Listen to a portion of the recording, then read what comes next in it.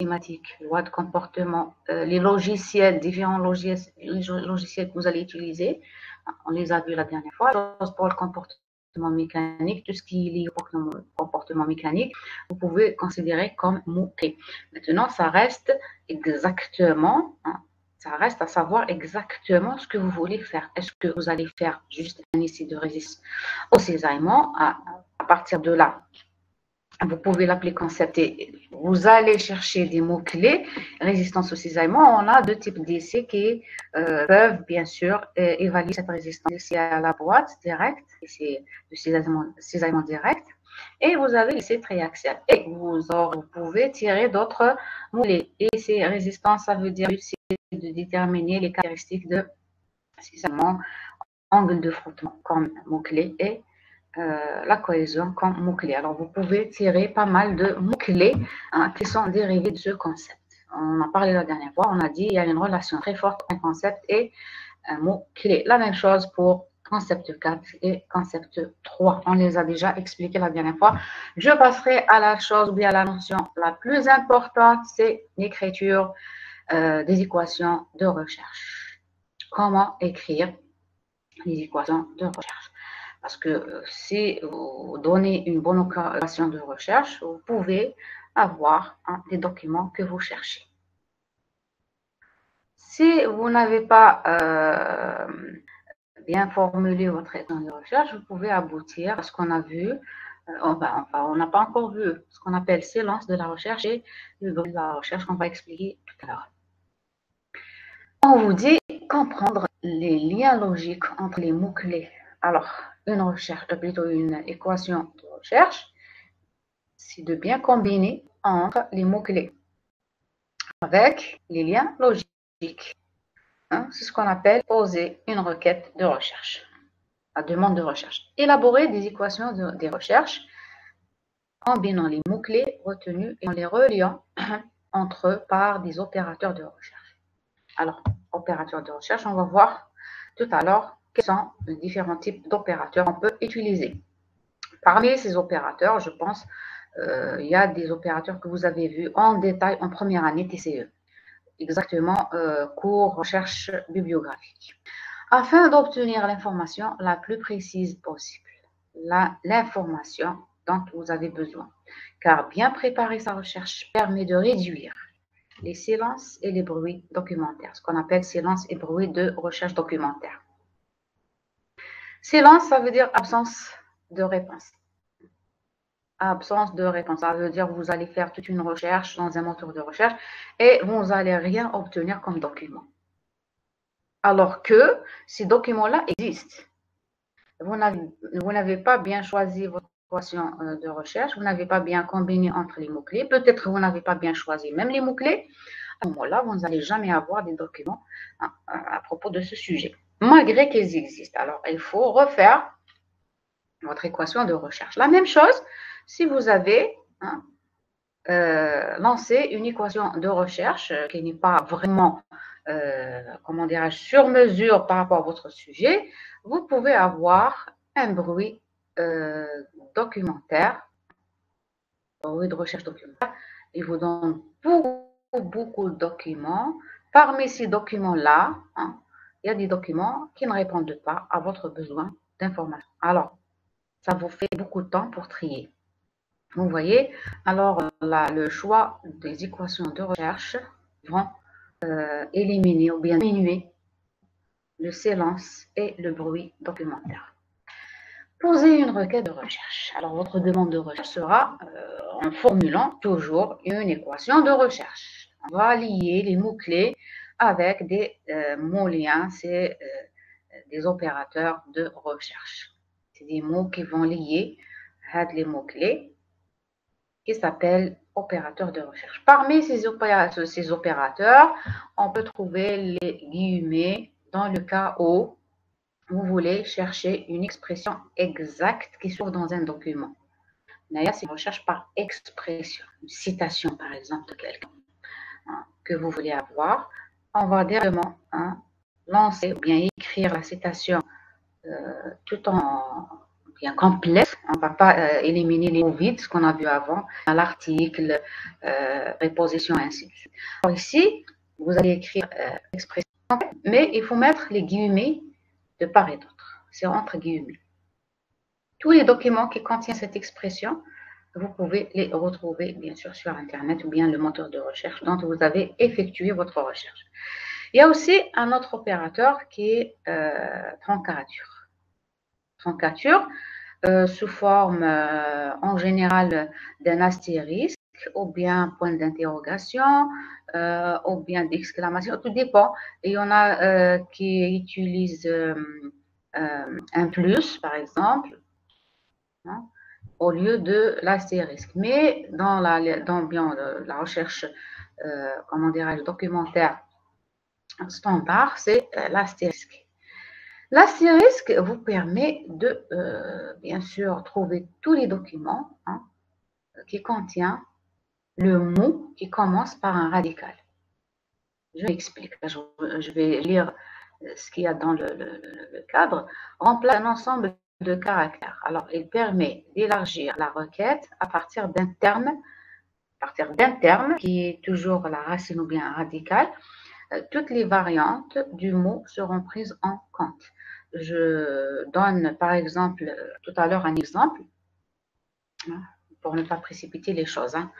Opérateur booléen, je pense que vous avez gardé une petite notion à propos de ça, que vous avez fait avec des exercices TCE en utilisant le et, ou et sauf.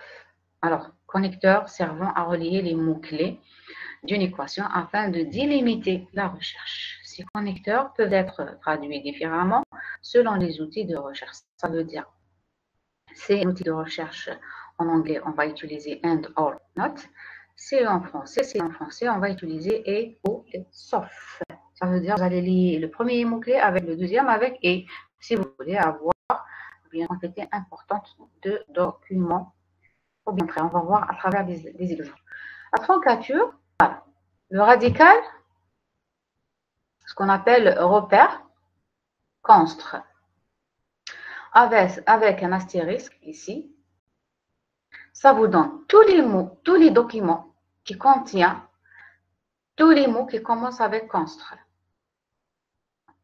Il vous donne les documents qui contiennent construire, construction, constructif et autres. Alors, il y a risque d'aboutir à un bruit de recherche documentaire, ou bien ce qu'on appelle bruit documentaire.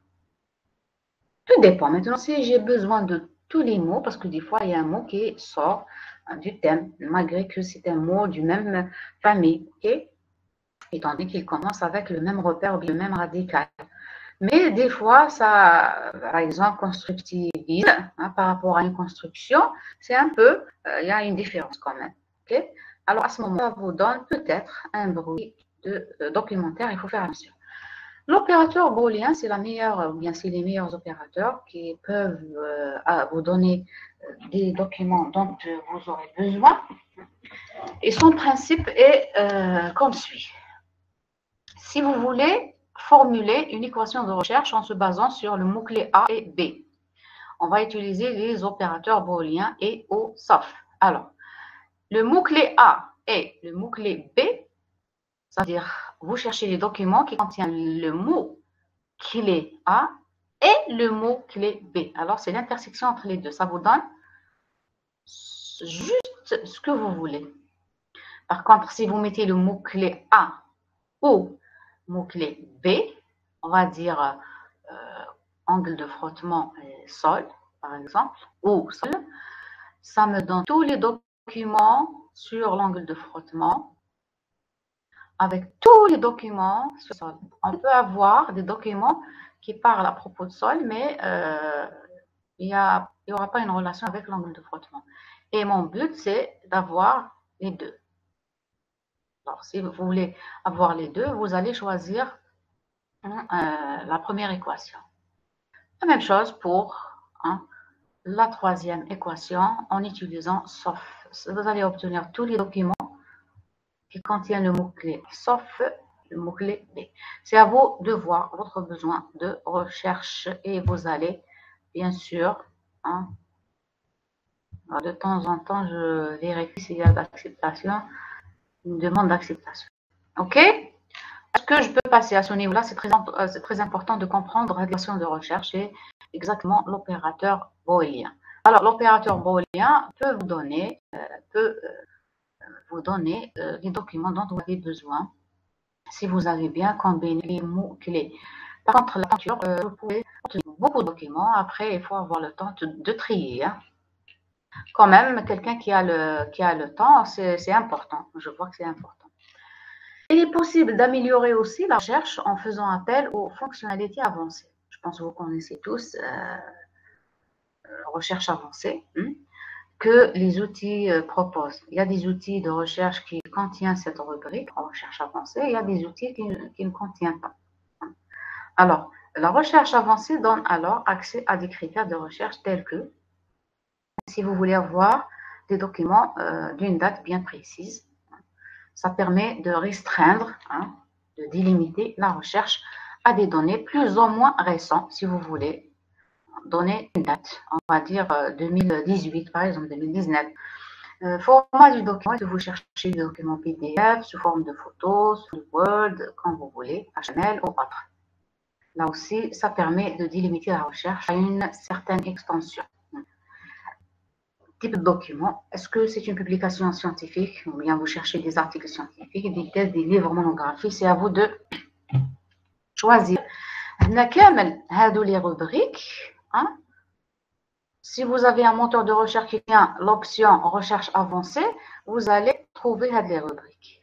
Il suffit de donner dans la rubrique, c'est un champ de date, d'un mot c'est vide. Et vous aurez la main d'introduire une date. Quand vous cliquez, vous aurez la main. Vous mettez entre par exemple 2016 et 2020, vous mettez ce que vous voulez. La même chose, format du document, vous allez directement lever avec parce que c'est un champ, vous pouvez écrire dedans, vous mettez format PDF. La même chose pour la langue. Si vous cherchez des documents en anglais ou en français ou en autre langue, vous pouvez choisir. Alors maintenant, les mots-clés, on peut pas les opérateurs logiques, et d'exécuter la requête de recherche et de jeter un coup d'œil sur les résultats. Vous lancez la recherche de recherche en formulant automatiquement, vous allez obtenir une quantité de documents sur laquelle vous devez jeter un coup d'œil et vous devez analyser tous les mots. Ça veut dire, c'est la liste de votre requête. Il faut plutôt prendre quelques minutes pour analyser comment l'outil a répondu à la requête. D'ailleurs, il y a pas mal de questions qu'il faut se poser pour, comment dirais-je, savoir améliorer la requête de recherche. Maintenant, si vous arrivez à obtenir les documents dont vous avez besoin, bien répondre à votre besoin d'information, c'est bien. Si vous n'arrivez pas à avoir ce type de document, il faut vous poser beaucoup de questions en essayant d'améliorer notre requête de recherche. Alors, y a-t-il trop de résultats ou bien pas assez? C'est à vous, quand vous lisez le document, est-ce que vous avez trouvé beaucoup de résultats ou bien pas assez? Alors, il y a un point d'interrogation. Y a-t-il beaucoup de résultats non pertinents? Comment ça se fait que les documents qu'on a obtenus contiennent des résultats qui ne sont pas intéressants, importants? C'est la pertinence. Ça veut dire ici, il faut revoir toujours l'équation de la recherche. Examinez brièvement la notice détaillée de quelques résultats pertinents ainsi que de quelques résultats notices. Maintenant, vous allez revenir sur l'équation de recherche que vous avez lancée et les résultats qui ne le sont pas. Comment vous avez obtenu des résultats pertinents et comment vous avez obtenu des résultats qui ne sont pas pertinents. Alors, il faut revenir sur l'équation de recherche. Alors, toujours, Naya, il faut se poser la question à propos de l'équation de recherche que vous avez lancée. Okay? Pour identifier les aspects et à améliorer dans la requête, il est très important de comprendre pourquoi un résultat est pertinent et pourquoi un autre ne l'est pas. Alors, c'est la même chose, ce que je viens d'expliquer. Et le but dans tout ça, bien sûr, de poser toutes ces questions, c'est d'améliorer votre requête de recherche, améliorer votre équation de recherche. Quels mots, bien sûr, quels mots sont utiles? Alors, vous allez vérifier les mots eux-mêmes. quel mot cause et résultat non pertinent. Il y a un mot-clé qui est, par exemple, si je retiens l'exemple que je viens d'expliquer avant, les opérateurs booléens, je vous ai donné angle de frottement et les sols. Si je lance une requête de recherche en se basant sur l'équation suivante, alors je vais dire angle de frottement ou sol. Moi, ce qui m'intéresse, l'angle de frottement, ou bien je vais mettre cisaillement, plutôt la cohésion des sols. Cohésion ou sol. Là, vous risquez de passer à côté. Pourquoi? Vous aurez tous les documents à cohésion, même bien d'autres matériaux et autres. Bon, il y a d'autres matériaux qui ont une petite cohésion qui peut être très très forte vu la microstructure des matériaux. Quand vous pouvez avoir la cohésion des sols, à ce moment-là, il y a plusieurs types de sols. Ou le fait que vous avez choisi où, vous allez obtenir tous les documents à propos des sols, d'une manière générale. Hein. Peu importe le problème de ce sol-là. Le mot clé, sol, il est important parce que je cherche la cohésion sol, mais son utilisation dans l'équation de recherche est mal réalisée. Pourquoi? Le fait d'utiliser l'opérateur boolien ou. OK? Il faut revoir tout ça. Dans quel champ ces mots clés sont-ils repérés? Il s'agit de champs, par exemple, ce qu'on appelle champ des descripteurs, sujets. Il y a les champs d'auteur. Il y a aussi le champ de référence bibliographique.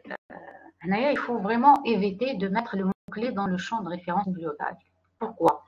Vous pouvez trouver cohésion comme mot-clé dans des références bibliographiques qu'un auteur utilise dans un travail qui n'est pas en relation avec la cohésion. Parce que référence bibliographique, c'est quoi? Vous allez trouver tous les documents qui contiennent le mot-clé cohésion dans la page référence bibliographique, mais non pas dans le titre de l'article ou bien le document ou bien le contenu.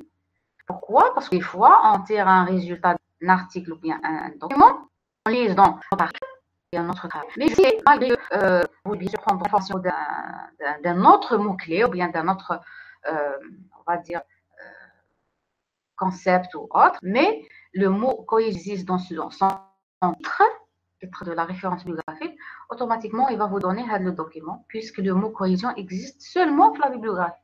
Or que ce qu'on cherche, c'est le contenu de l'article. Alors, je ne sais pas si vous avez bien compris ou non.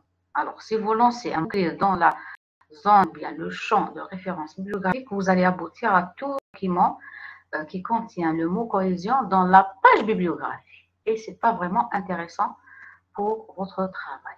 Okay? Alors, il faut éviter. Il faut maîtriser dans quel genre vous allez introduire votre mot-clé. Il est un peu différent bien sûr, de formuler une requête ou bien une recherche et directement l'introduire dans un moteur de recherche. Okay? Il faut vérifier, bien sûr, formuler à base des mots-clés. Il faut bien choisir les opérateurs de recherche et vous vérifiez aussi si vous n'avez pas introduit soit la même équation de recherche ou bien l'un des mots-clés dans des champs bien sûr, des champs qui aboutissent à des documents qui ne sont pas pertinents. Il y a toute une vérification à faire et vous allez revoir et refaire votre recherche, bien sûr, pour aboutir à des documents dont vous avez besoin. Optimiser la requête. Alors, la requête optimisée cherchera à cibler comme le champ des descripteurs. S'il est optimisé, il faut directement aller droit au but. Je cherche par exemple des documents qui parlent ou bien qui traitent un concept ou bien un mot-clé. Je vais directement poser le mot-clé dans des champs bien déterminés. Champ descripteur sujet, c'est important. Résumé, la même chose. Le titre peut vous donner des documents dont vous avez besoin. Il faut seulement éviter le champ de référence bibliographique. Par contre, les autres, champ de description, sujet, résumé, titre, à user adéquatement. Là, ça vous donne une, comment dirais-je, vous pouvez délimiter votre requête, bien les documents que vous allez bien sûr obtenir. On ne va pas, comment dirais-je, avoir un bruit documentaire. Si vous avez bien choisi, bien ciblé les champs de recherche. L'amélioration de la requête se fera en fonction du nombre de résultats obtenus avec la requête de base. Okay? Alors, vous pouvez améliorer votre demande de recherche en fonction de ce que vous avez obtenu comme résultat. C'est clair. On a dit, si on a un silence documentaire, il faut se poser beaucoup de questions. Si vous avez un bruit documentaire, la même chose. Si vous avez abouti à des documents qui ne sont pas vraiment pertinents, pourquoi? Il faut se poser la question à propos, bien sûr, d'utilisation des mots-clés, ainsi de suite. À ce moment-là, vous pouvez améliorer votre requête de recherche. Si la requête de base a donné trop de résultats, ce qui vous donne un bruit documentaire, il faut se poser pas mal de questions et essayer d'améliorer. Alors, utilisez donc la expression exacte avec des guillemets qui vous donnent exactement des documents qui vont citer cette expression.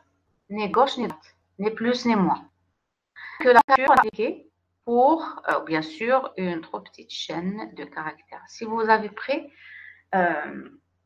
par exemple, je vais revenir sur l'exemple construire, construire. Le repère compris dans l'exemple, c'est construire. Si vous prenez quand, C-O-N, c'est une chaîne très réduite. Vous imaginez combien de mots qui commencent avec quand, C-O-N, C-O-N. Alors, ce qu'on appelle une petite chaîne de caractères, une petite chaîne. Il faut au contraire demander bien de mettre une grande chaîne pour aboutir à moins de construire. Automatiquement, ça va donner construire, constructif. Et vous pouvez augmenter la chaîne de telle façon, selon votre besoin, de telle façon aboutir à des documents dont vous cherchez. Mais si vous mettez une petite chaîne de caractères, vous allez obtenir tous les mots qui commencent avec cette chaîne de caractères et vous imaginez combien de documents que vous pouvez avoir qui ne seront jamais pertinents pour votre sujet de recherche. Ciblez la requête dans des champs particuliers comme le champ sujet, auteur, ou bien résumé et évitez sur le champ des références bibliographiques qui vous donnera des documents qui seront utiles. Je pense que c'est trop grand. Limitez les résultats aux années plus récentes. Si vous avez la possibilité d'effectuer une recherche avancée, ajoutez un concept ou préciser ce besoin. Il faut ajouter un concept qui vous permet d'aboutir des documents qui parlent sur, qui traitent votre équation de recherche que vous avez lancée avec un autre concept. Ça va diminuer le nombre de documents que vous allez obtenir. Je m'excuse. Si la requête de base avait fourni peu de résultats, mais elle le silence, soit peu de résultats, bien aucun document, aucun résultat. Alors, il y a des remèdes ou bien des solutions pour ça. Faire attention aux fautes d'orthographe parce que le moteur de recherche ne va pas reconnaître le mot puisqu'il est mal orthographié. Les retardataires. Je m'excuse. Orthographe, vous faites attention. Un des concepts a probablement un effet trop restrictif. À ce moment-là, il n'arrive pas à trouver le document à propos de ce concept ou bien de mots-clés. Ce concept peut-il être retiré, peut-il être formulé de façon plus générale? Alors, d'ailleurs, si vous avez un concept probablement qui a un effet trop restrictif, alors vous pouvez formuler de façon plus générale pour donner quelque chose de général. Des concepts manquent d'être de mots-clés équivalents importants. D'ailleurs, si vous n'arrivez pas à voir des documents en formulant une équation de recherche en utilisant bien sûr des mots-clés bien précis, je vais essayer de remplacer ces mots-clés-là avec des équivalents importants. Des fois, des synonymes ou autres. Alors, il faut chercher dans des ouvrages de référence, Si cette étape avait été négligée lors de l'élaboration du plan du concept, peut-être que vous avez négligé quelques mots-clés quand vous avez élaboré votre plan de concept, tel qu'on l'a vu dans le tableau.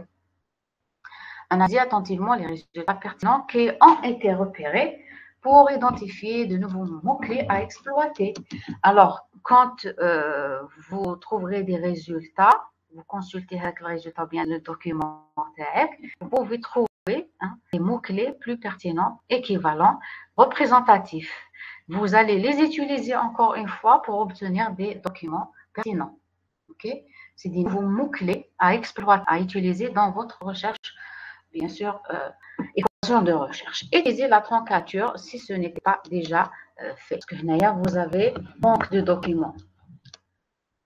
Fournir peu de résultats, je vais procéder comme dernière solution à l'utilisation de la truncature pour que je puisse aboutir, bien sûr, documents. Enfin, une importante quantité de documents. En conclusion, pour confirmer que cette étape constitue l'approche la plus performante pour mettre en œuvre une stratégie de recherche efficace. Intégrer cette méthode de travail fera du temps, car la liste des résultats sera la plus pertinente possible. Bien planifiée, vous avez le plan de concept au départ, sa stratégie de recherche permettra de trouver les bons mots-clés pour passer aisément d'un outil à l'autre. Négliger la richesse du mot-clé, c'est risqué, bien sûr, c'est risqué de passer à côté de publics impertinents. Si vous mettez des mots-clés, bien plusieurs mots-clés, et des fois un mot-clé qui est très vaste, on risque de ne pas avoir des documents qui répondent à notre besoin d'information et vous allez aboutir à un sens documentaire. Cherchez dans les bases spécialisées qu'on appelle bases de données, BD, et dans le web. Après, on va voir la différence entre base de données et site. Okay? Alors, je vais aller rapidement parce que vous connaissez bien sûr le principe, étant donné que tous les documents ou bien toutes les données que vous pouvez tirer de BD sont fiables, justes et des fois ne sont pas faciles à accéder. OK? Par contre, ça ne nécessite pas dans la plupart des cas une vérification, bien une analyse d'informations. Toutes les informations en général sont fiables. Par contre, un site web, ça nécessite toujours la vérification après, d'une manière générale. Adopter les bases de données spécialisées comme outil de travail permet de gagner beaucoup de temps parce que toutes les données, vous allez les retrouver prêtes. Contrairement à une recherche sur site web, vous allez chercher le document, vous allez lire le document et vous allez tirer des données. C'est à vous de chercher ces données-là. Base de données, non, toutes les données sont prêtes. Alors, ça vous fera un gain de temps énorme. Et d'augmenter la qualité de travaux, car l'information qui s'y trouve fait toujours l'objet d'une sélection éditoriale. S'il fait l'objet d'une sélection éditoriale, ça veut dire que c'est des informations fiables. Ça ne nécessite pas l'analyse d'informations après. La qualité de l'information repérée est donc grandement améliorée par rapport à une recherche équivalente sur le web. La recherche dans le web, site web, Internet, semble tout à fait intuitive. Okay? Pourtant, il est facile de passer à côté de résultats beaucoup. Alors, vous allez dire que c'est très facile de chercher sur un site web, mais attention, si vous n'avez pas bien formulé votre équation de recherche, vous pouvez passer à côté de résultats qui sont intéressants pour votre travail. Si on ne prend pas quelques minutes pour planifier ces recherches, si on ne prend pas quelques minutes pour définir votre équation de recherche, vous risquez de passer à côté et vous n'allez pas aboutir à des documents importants. Cette section vous présente quelques trucs de base pour optimiser vos résultats. Alors, le tableau ci-dessous compare les bases de données BD avec les recherches surtout les sites web qui sont accessibles gratuitement. Alors, il faut vraiment se méfier. S'ils sont payants, parce que des fois, c'est une information qui est analysée, qui est vérifiée par un comité de lecture. C'est ce qui fait que le site lui-même est payant, parce qu'on doit payer tout un comité de lecture pour qu'il puisse vérifier toutes sortes d'informations qui existent sur ce site-là. Alors, s'il est gratuit, point d'interrogation, il faut toujours se méfier. Critères de comparaison dans BD et moteur de recherche, le web. La qualité d'information, on a dit très élevée, base de données. C'est une sélection éditoriale, des revues par les, ça veut dire c'est des revues qui ont été bien sûr allées et vérifiées et sur un ensemble d'auteurs, des pairs. Pas toujours fiable, exige de lecture un contrôle serré de la qualité d'information. Déjà, le fait de contrôler, de chercher d'abord les données, chercher des informations, après les contrôler, ça vous fait bien sûr une perte du temps. Ça nécessite un peu de temps par rapport aux bases de données.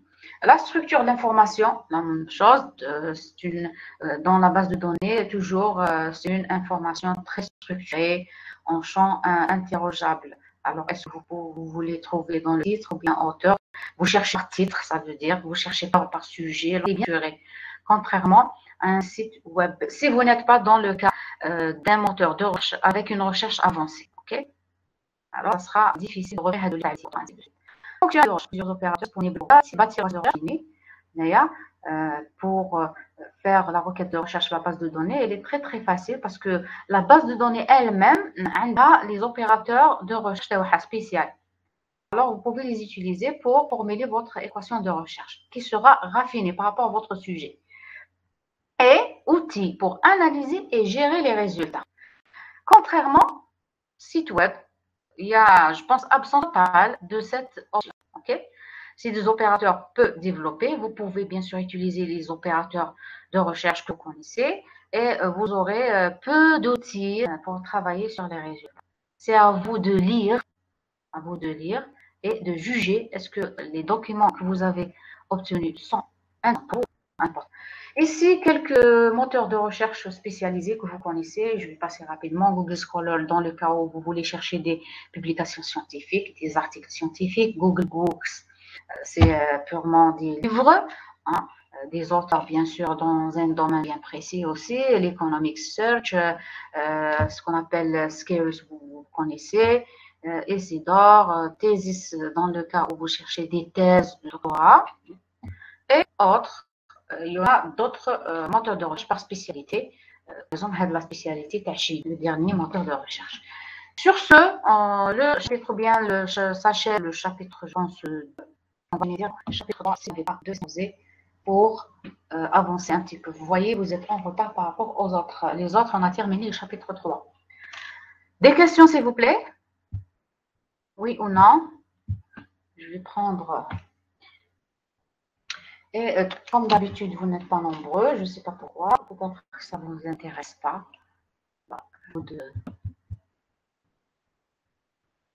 Questions? Pas de questions? Je ne vais pas perdre du temps en vous posant la même question. Est-ce que vous avez des questions? Est-ce que vous avez des questions? Je vais directement ouvrir... je vais d'abord...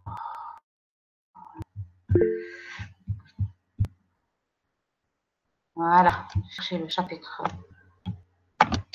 3, analyser l'information. Et je reviens, très bien.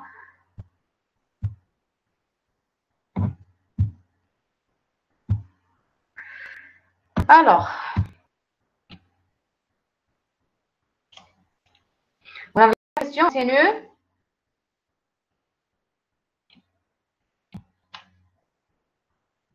Vous êtes là, j'espère. Bon, c'est fort possible. Hein? Alors, l'enseignement à distance.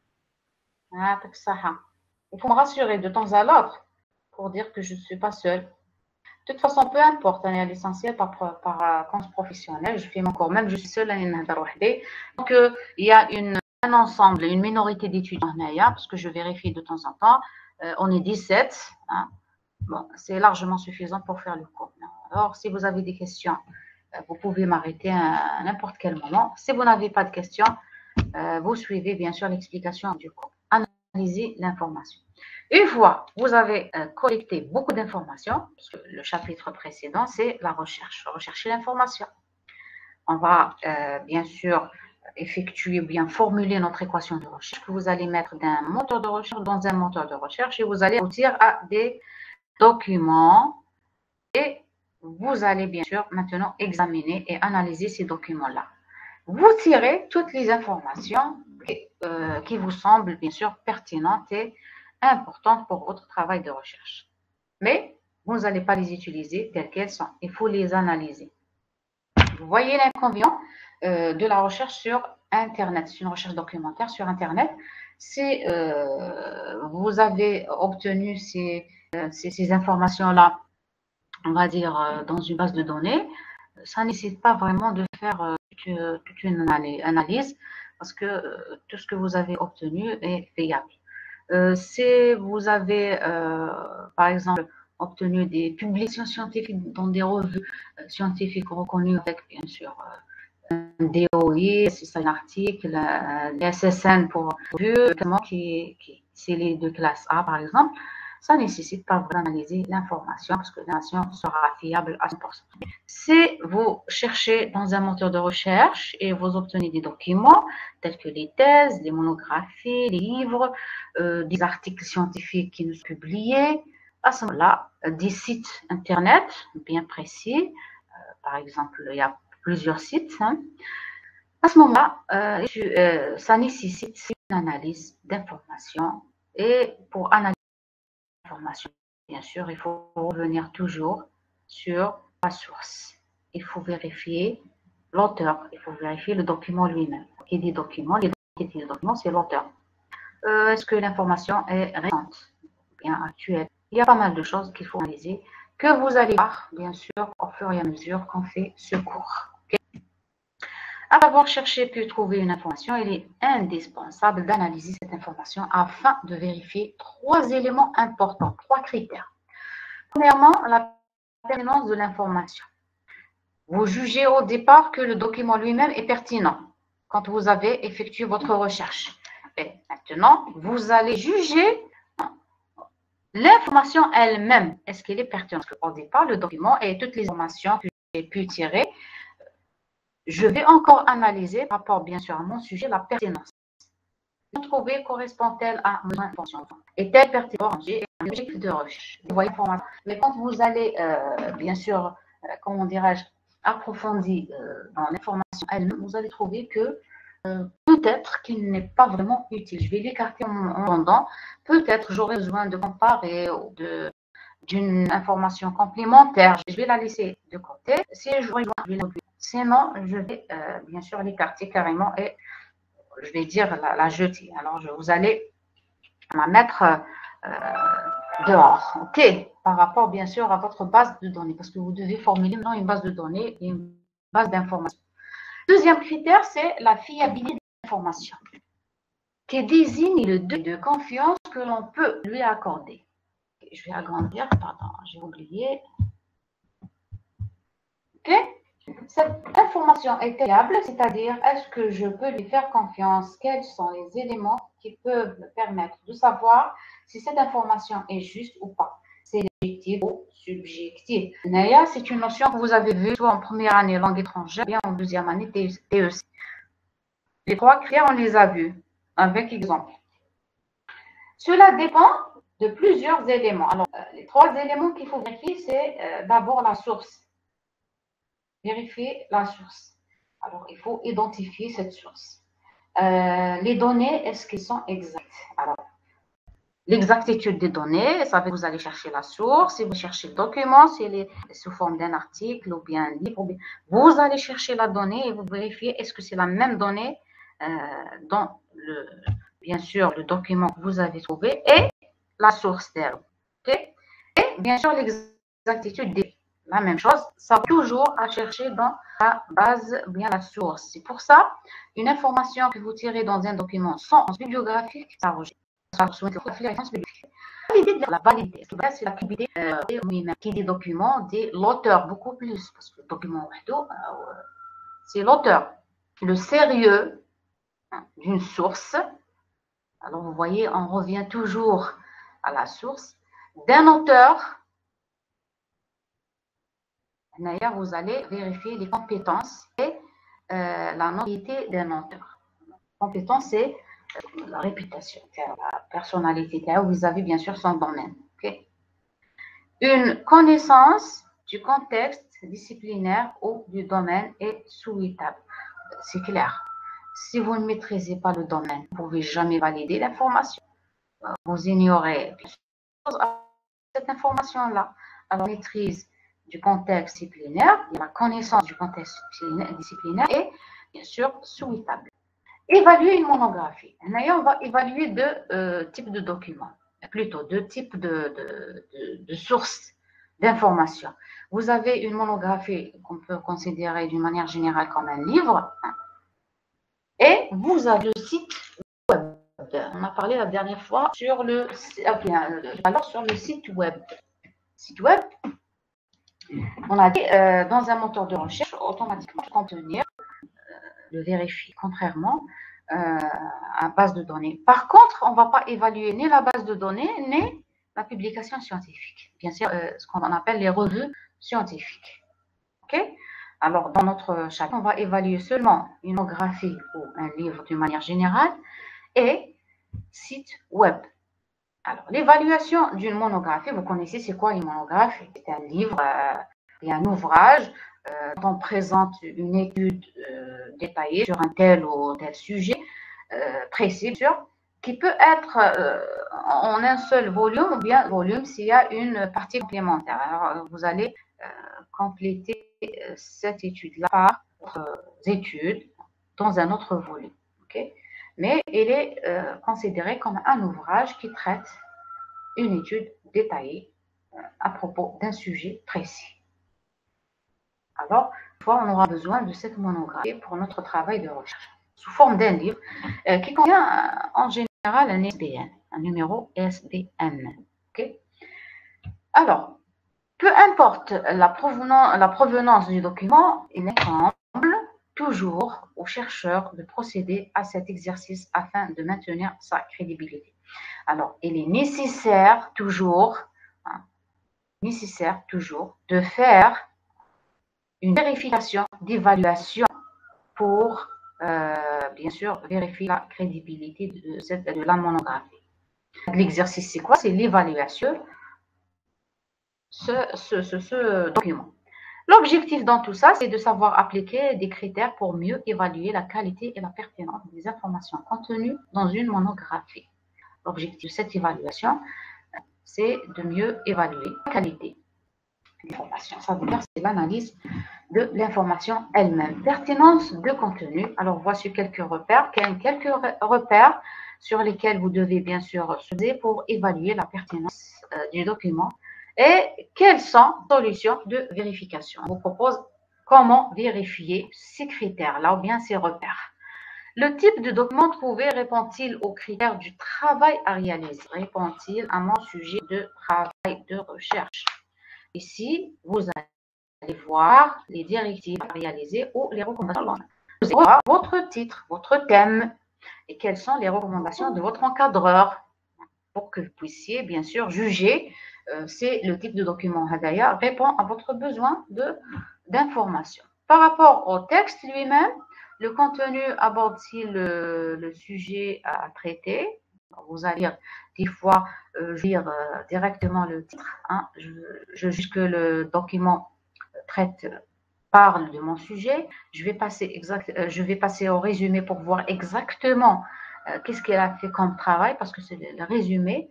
Après, des tableaux et les courbes et les schémas pour voir ce qu'elle a obtenu comme résultat sous forme de valeurs, sous forme de courbes.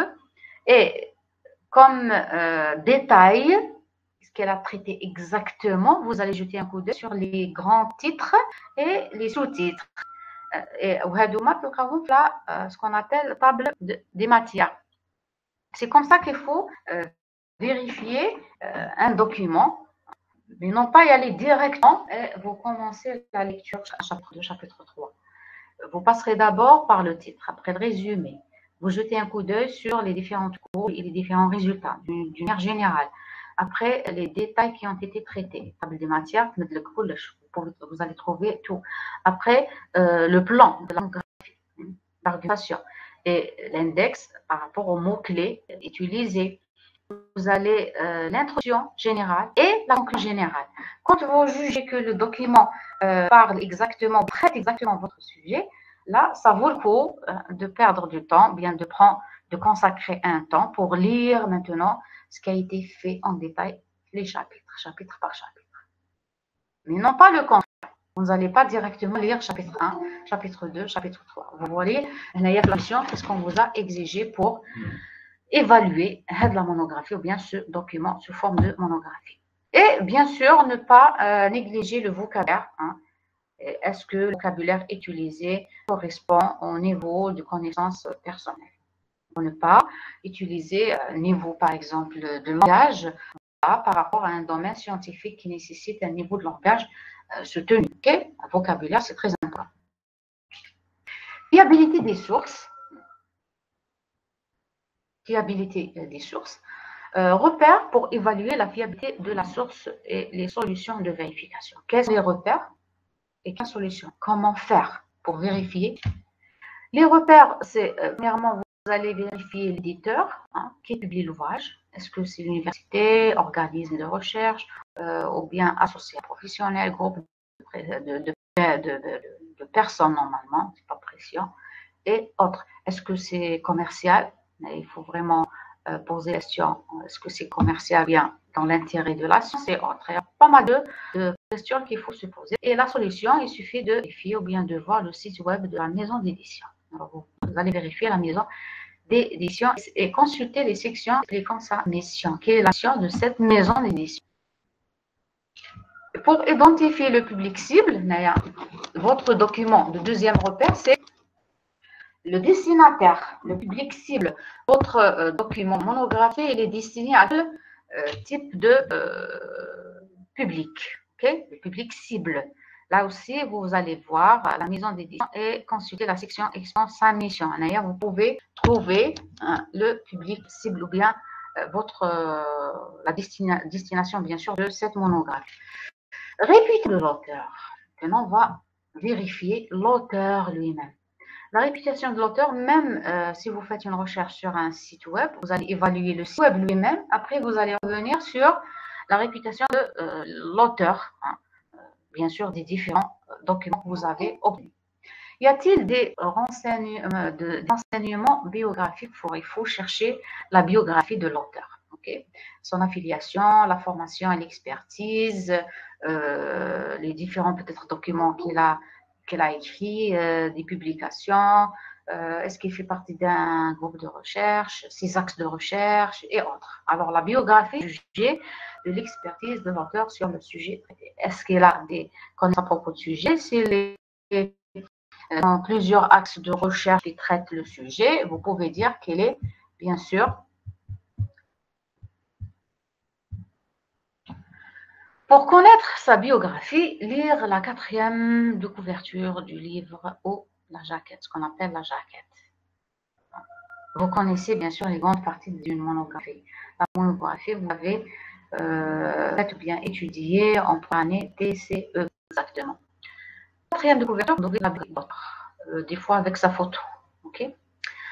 Vous repérez la fiche personnelle de l'auteur sur le site web. Vous pouvez chercher la fiche personnelle. Vous allez injecter le nom de l'auteur et vous allez chercher sa fiche personnelle. Consultez la fiche personnelle de l'auteur sur le site web de l'établissement auquel il est affilié. La fiche personnelle, bien sûr, vous allez trouver tout ça. Peut-être vous allez effectuer une recherche par son nom dans un moteur de recherche et vous allez trouver tous les documents qui ont été, bien sûr, publiés ou bien rédigés par cet auteur. À travers ces documents-là, le titre et le contenu, vous allez juger est-ce que c'est un auteur qui a fait beaucoup de livres ou bien beaucoup de travail dans un domaine bien déterminé. C'est la réputation de l'auteur. L'auteur a-t-il écrit d'autres documents sur le sujet? Ce que je viens d'expliquer. En général, plus un auteur publie sur un sujet, plus il se positionne comme une sommité dans le milieu. Ça veut dire qu'il est au sommet. Plus il écrit beaucoup de documents, plus il est au sommet de sciences, qu'on appelle au sommet de des sciences. Là aussi, la solution, c'est de faire une recherche sur un site web. Repérer son nom dans un moteur de recherche académique tel que Google Scholar, c'est-à-dire ici, il a affaire avec beaucoup de publications scientifiques. Par rapport à la visibilité de l'auteur, l'auteur est-il fréquemment cité dans la littérature scientifique? Naya, vous pouvez trouver dans la bibliographie d'autres documents, un document qui traite bien sûr toujours le sujet. On peut trouver dans la bibliographie, le nom de l'auteur. Ça veut dire l'auteur est fréquemment cité dans la littérature scientifique.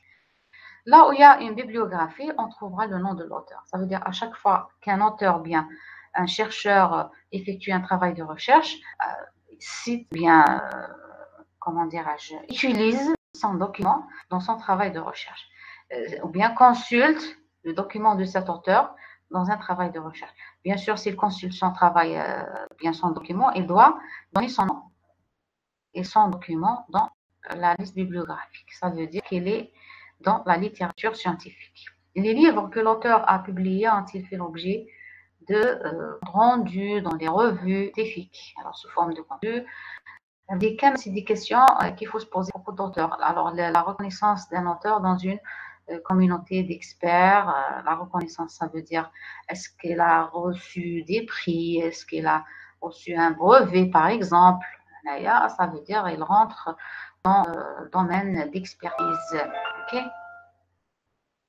Bien sûr, pour ce faire, il faut vérifier si leur nom, bien sûr, figure dans des moteurs de recherche académiques comme Google Scholar, repérer le nom de l'auteur dans des bases de données, c'est très important, vu que la base de données contient que des informations fiables.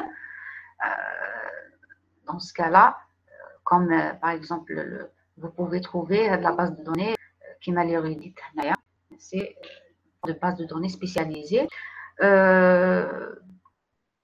Bon, cherchez le nom de l'auteur ou le titre du livre accompagné du mot-clé compte rendu, si vous voulez avoir l'information sur les rendus dans des revues. Alors, vous allez chercher mot compte rendu, bien review en anglais.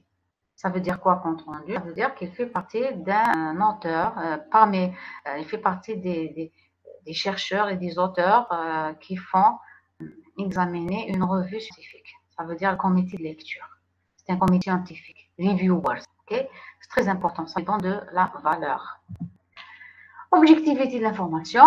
Quels sont les repères pour évaluer l'objectivité et quelles solutions? D'abord, quelle semble être l'intention première de l'objectivité? Ce qu'il arrive bien, le document, c'est de seulement de faire une étude scientifique, bien juste informer, bien juste pour donner son opinion. Alors, vous voyez, c'est ma question.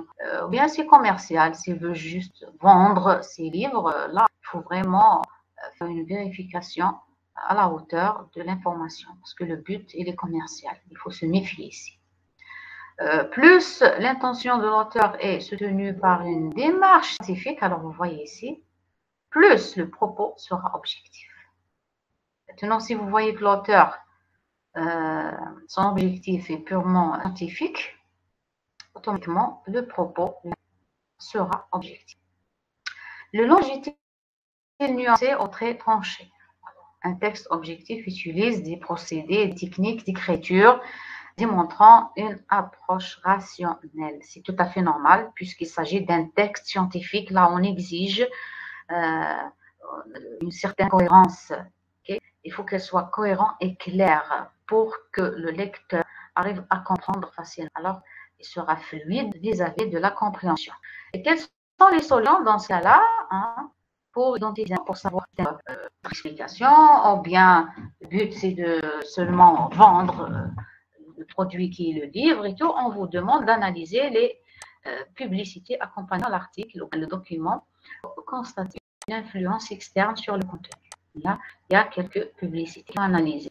Recherchez le nom de l'auteur dans un moteur de recherche web comme Google afin de voir s'il est associé à une compagnie ou un groupe de pression. Eh oui, ça c'est un groupe de personnes font pression, oui. Lobby. Dans le site personnel de l'auteur, vérifiez si les liens sortants pointent vers des sites ciblant un produit ou une cause qui risque d'influencer le contenu du document. C'est des vérifications qu'il faut effectuer sur Internet. Et la deuxième partie, il suffit de relever des indices pouvant révéler une émotion impliquée dans l'écriture, utilisation de l'impératif, exclamation par exemple, qu'il faut éviter dans le cas des textes fixes, présence du point d'exclamation à deux mains, et il faut les éviter dans le cas d'un texte scientifique. L'information se compare-t-elle à celle d'autres sources traitant du même sujet? Ici, une comparaison dans diverses sources permet de constater un fait. C'est une information, on obtient un consensus de la communauté scientifique. Si on trouve l'information vient dans plusieurs documents différents, des auteurs différents, ça veut dire que l'information est bien sûr, on va dire, importante et fiable. Elle a été vérifiée, c'est pour ça qu'on la retrouve dans plusieurs documents. Ici, il faut donner des propositions, des préconisations à propos d'un tel ou tel sujet. Pour faire le tour d'une question de façon objective, l'auteur doit forcément considérer les diverses facettes du sujet, les divers points, bien divers côtés de ce sujet-là. Et là, il faut faire le tour du sujet et le traiter convenablement. La solution, c'est de rechercher d'autres sources sur le même sujet. Je vais chercher les autres sources et j'essaie de vérifier si je trouve bien la même information dans ces références-là, ou bien ces livres-là. Sujet, alors le même sujet, pour vérifier si les conclusions sont semblables, si elles sont originales, se questionner sur leur validité ou leur caractère novateur. Alors, c'est l'innovation ici. Est-ce que la même information utilisée dans les différents documents aboutissent à des nouvelles connaissances? Consultez la bibliographie pour constater la diversité des sources par rapport, bien sûr, à cette information-là. L'information, c'était dans plusieurs sources. L'examen de l'information, quels sont les repères et les solutions, le texte contient-il des références et une bibliographie, c'est très important. D'une manière générale. Madame. Oui, madame. Madame, je m'excuse de vous couper la parole, mais on a un cours maintenant. D'accord, attends. Je vous demande toujours de me dire si on a terminé ou non. Moi, quand je commence l'explication, c'est les 10h18. Ok, mademoiselle. Alors, il faut prendre note sur l'état d'avancement. On est à la page 20, puisque j'ai des pages ici. Je vais prendre note moi-même. Et on continuera la prochaine séance. Et ça sera à 9h. J'ai effectué un petit changement, la programmation. D'ailleurs, vous allez recevoir des changements. Au lieu de commencer à 9h15, on essaye de commencer à 9h. Ok? Inch'Allah, pour gagner du temps, au moins pour rattraper le petit retard. Normalement, aujourd'hui, on doit terminer le chapitre 3. Ok, sur ce, s'achève la séance d'aujourd'hui. Je vous remercie pour votre attention et vous pouvez vous disposer si vous n'avez pas de questions. Sinon, vous laissez la partie questions pour la prochaine séance et vous me dites seulement si vous avez reçu le chapitre 2 ou non. Je ne me souviens pas si je vous ai envoyé le chapitre 1 et 2. Le 1, normalement, c'est fait.